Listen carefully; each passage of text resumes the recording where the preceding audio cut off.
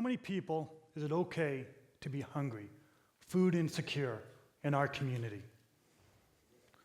We live in the Willamette Valley, the agriculture heart of Oregon, some of the best farmland in all the United States. So what's your number? Is it 10 families?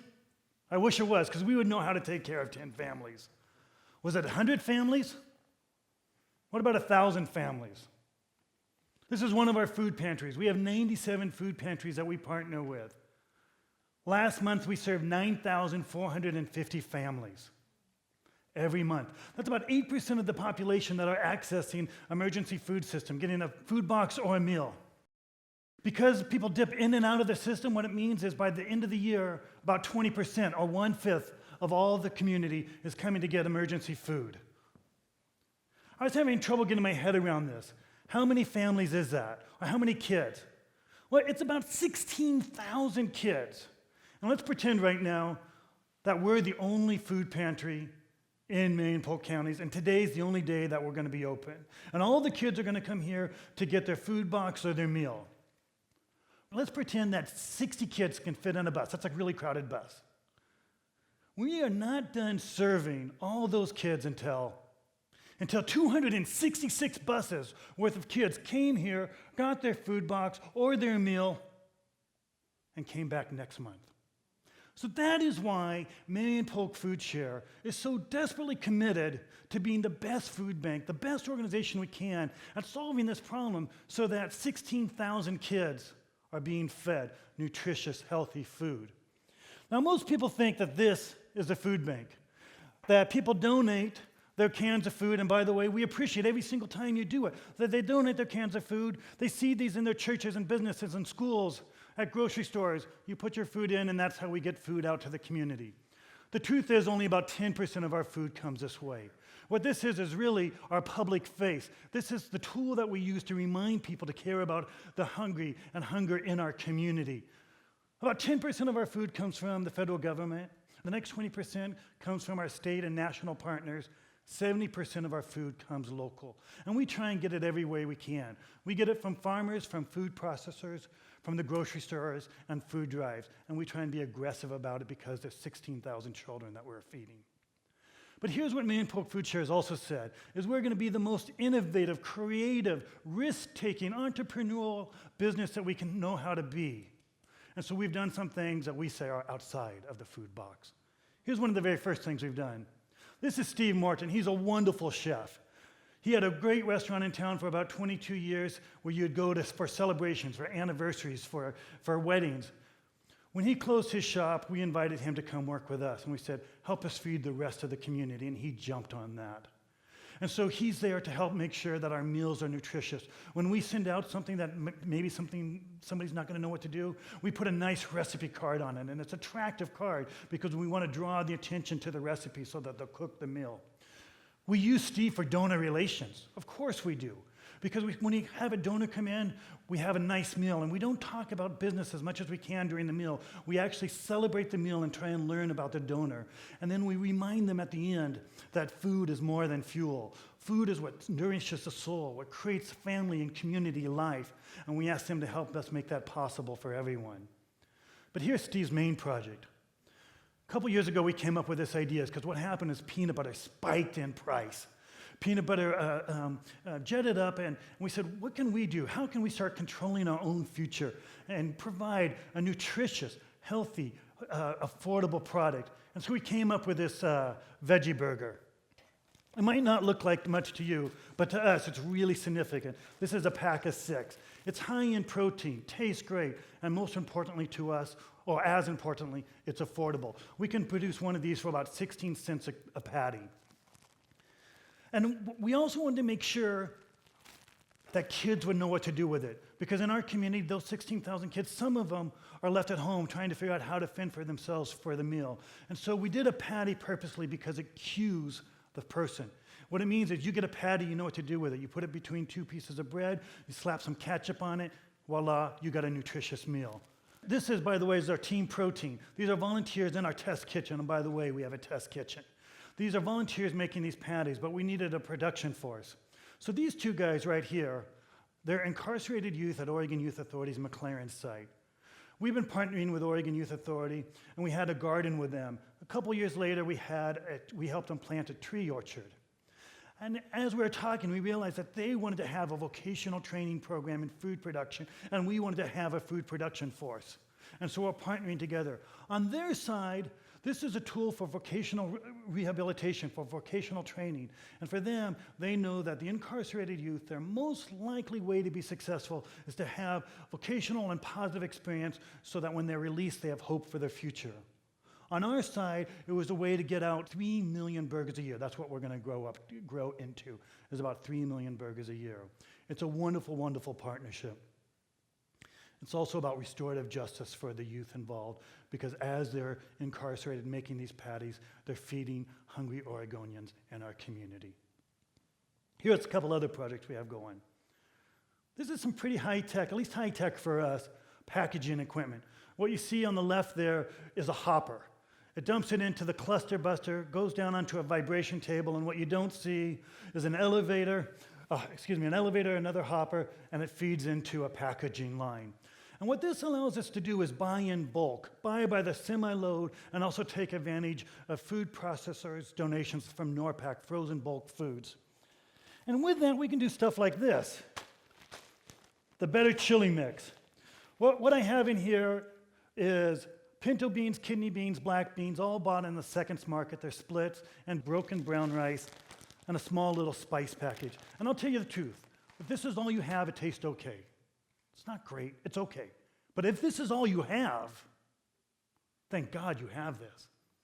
And if you can put tomatoes in it and onions in it and a little meat in it, great, and it's going to taste great. And again, if this is all you have, thank God you have this. And let me tell you how it compares to this. This probably costs $5, $1.50, $2 if you're buying an expensive can.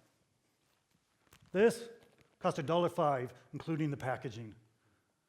One bag of chili produces the volume of 11 cans of chili. We can do this over and over and over again. Here's a couple more projects. We really got into community gardens.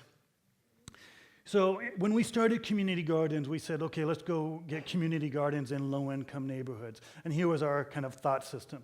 One of the ways to help people not need an emergency food assistance is to have access to nutritious food in their neighborhood. And so we started community gardens. And what we decided over time is we're going to put a community garden in any neighborhood that wants it, as long as there's that gardener volunteer force to sustain it.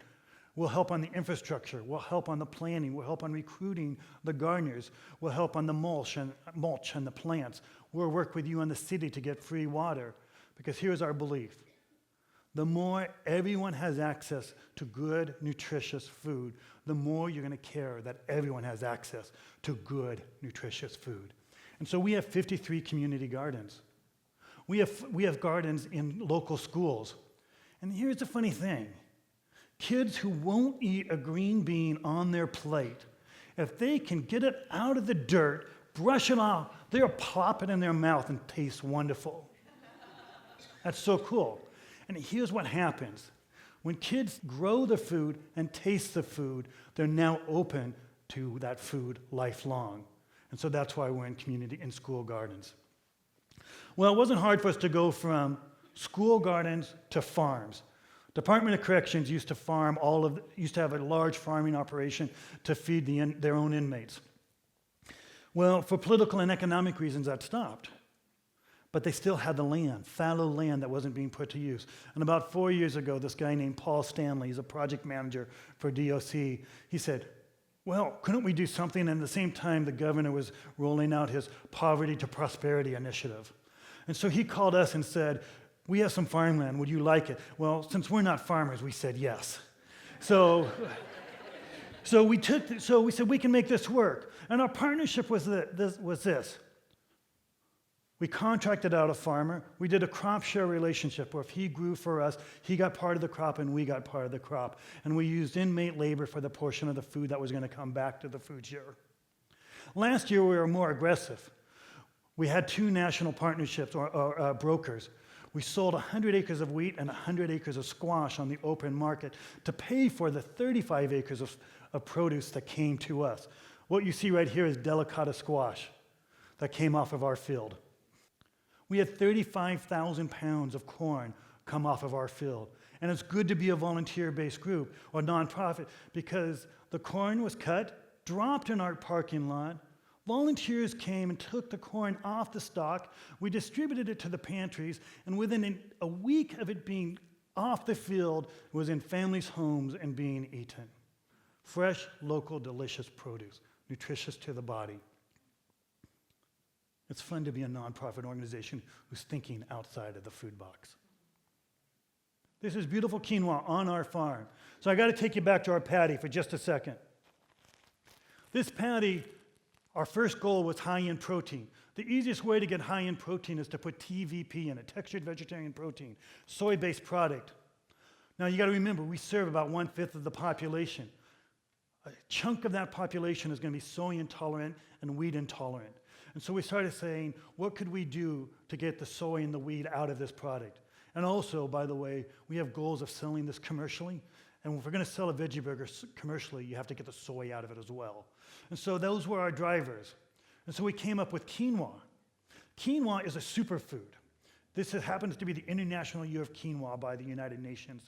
And what it really means is that this produces all the amino acids that your body needs that it doesn't produce on its own. And frankly, we didn't know if we could grow quinoa. So we took an 8-hour drive to go visit with a research farmer with a Washington State University system in Pullman, Washington, and asked him what we could do. He's growing test plots of quinoa. He said he had about 25 different varieties that he was growing rows in. And he said, well, based upon what it sounds like you're doing, I recommend these 3 varieties. So that's what we planted. We planted 3 different types of varieties on 9 acres of land here in the valley. As far as we know, we're the largest quinoa growers in Oregon, and we think we're the largest quinoa growers this side of Colorado.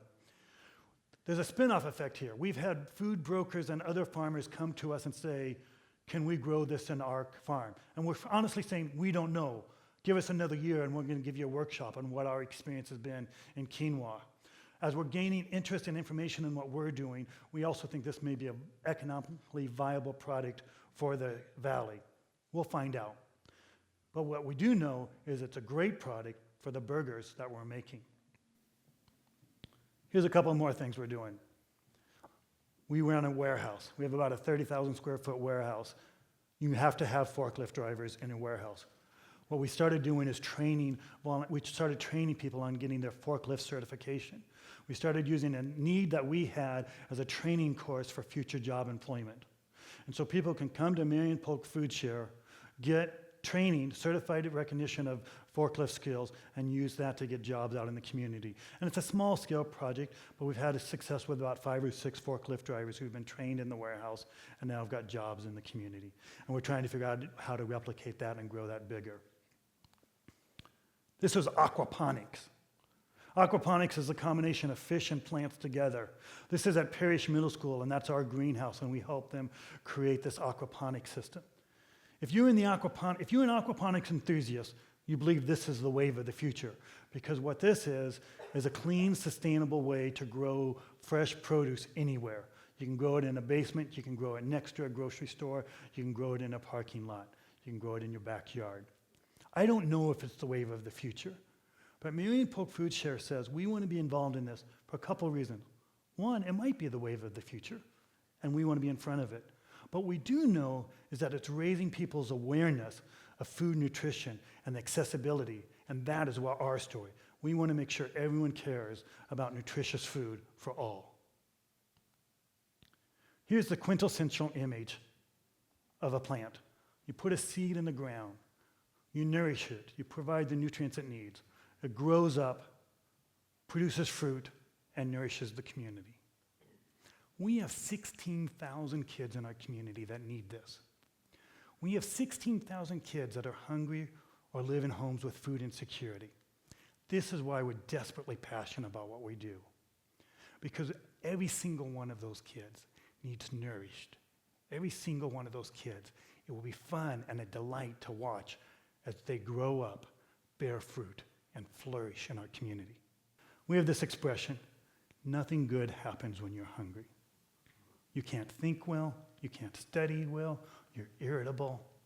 But if we can get food in the bellies, if we can change the system, if we can watch kids grow up, flourish, bear fruit for the community, that is a wonderful image. Thanks.